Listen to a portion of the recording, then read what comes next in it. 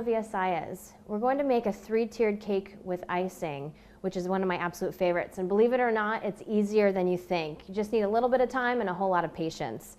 So we're going to get started with our cakes. So make sure if you want to do a layered cake that you have all your fillings and everything set and ready to go, and that you have 3 cakes of different shapes and sizes. If you want to start with a 10-inch cake, you want to do an 8-inch second layer and a 6-inch top.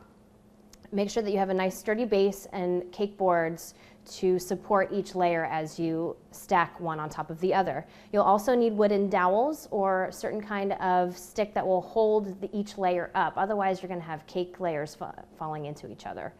So we'll get started with our base, about 10 inches, and we'll go ahead and we'll put our wooden dowels into the center of this cake nice and evenly so that it will hold the next layer up. Then we'll go ahead and we'll do the same thing once we've put our second layer on top. We'll go ahead and we'll do the same thing with our top layer.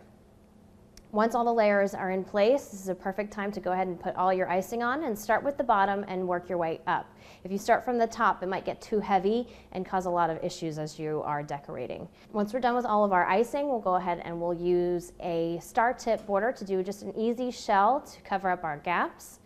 And then we'll decorate as we like it. You can use actual fresh flowers if you like, or you can use already made decorations, or if you want to just create a little bit of flowers on the side like this, that'll be perfect.